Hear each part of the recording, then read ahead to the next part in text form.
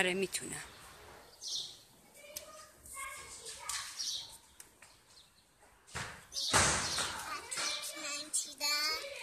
خیلی زیاد توت چیدی.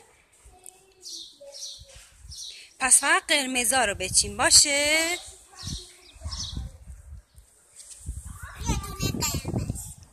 آفرین.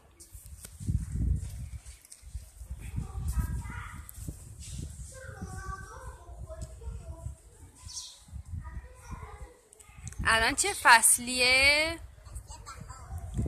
چه ماهیه؟